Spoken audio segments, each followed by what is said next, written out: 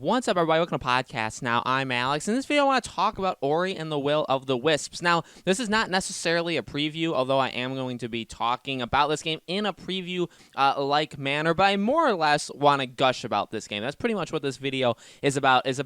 This game releases very, very soon. This game releases March 11th, and not that many people are talking about this game, which sucks. It really does suck. However, I don't think that's going to impact when the game actually comes out. Ori and the Blind Forest came out back in 2015. I cannot believe it's actually been that long. And that game received so many praises, right? It got super high review scores. It got everybody who played it really loved it. Now, just like the Blind Forest, Ori and the Will of the Wisps, I think, is a game made for a specific group of people. And obviously, not everybody is going to love this game. But I feel like those that it is made for are super, super going to enjoy it. To be honest, in this kind of art, I don't even know. I was going to say in this kind of art style, the art style that Ori and the Will of the Wisps has is tremendous. I love it. Everything visually about this game, really the whole game just in general, I was reading up on it. It said it's inspired, at least the kind of platforming and moving around is inspired by like Rayman, which is those are phenomenal games in the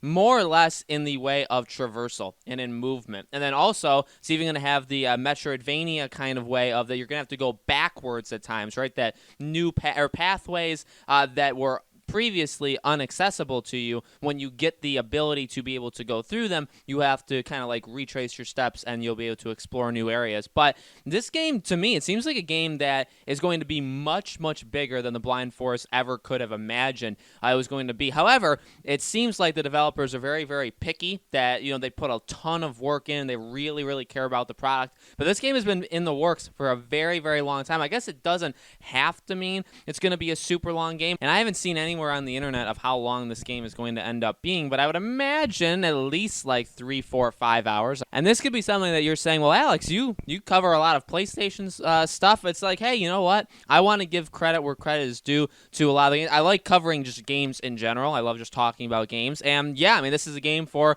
Xbox, just Xbox in general. I mean, it's one of those like Xbox everywhere things, so it's on PC as well. But this is a game that I think that not enough people are talking about at all. This is a game that every single time I see it, I think it's like, as I'm seeing it, I think it's the most beautiful thing you could ever imagine. Again, visually, art style, music. The music in these games are so, so good. Just everything about these games are very, and I mean, there's only one, but everything about the first game and everything that I've seen about this game looks insanely good. It seems like they're pulling from all of the right games. These games definitely have their own kind of atmosphere, and it's a situation where I think this game will once again kind of be forgotten about by, again, like the bigger group of people. I think the people that are into this game, the people that know about this game, I think, you know, they're all in, okay?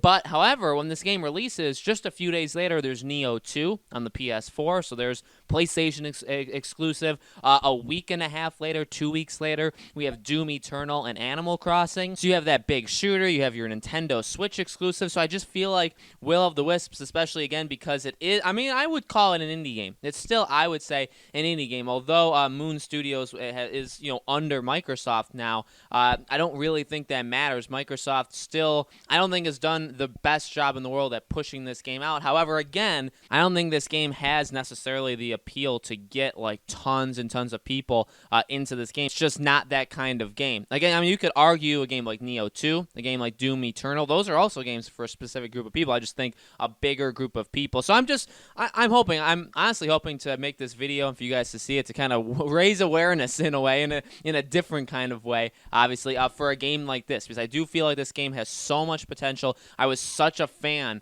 of the first game. I think this game is going to be at least as good, if not miles better, which I really do think this game is going to be one of the better games we get this year. I truly do believe that. I think games that have this kind of attention to detail when it comes to how it looks and how it feels and the story and emotion and telling a story a different kind of way. I think games like this are very rare, and when they are pulled off well, they are just extremely, even more rare, and they're extremely, extremely good. And again, I think with all the other games releasing right around the same time, with it being on Xbox, which is actually the smallest, the worst selling of the three systems. However, it's also on PC, so that should help it. So I just hope enough people look into this and be like, you know what, this game grabs me. Again, it's not a game for everybody. I definitely understand that. I definitely know that it's not a game for everybody. I think this is a truly, truly special game. I can't believe it's actually been this long. I can't believe that they showed it off years ago and it still isn't out yet. It's actually been delayed twice.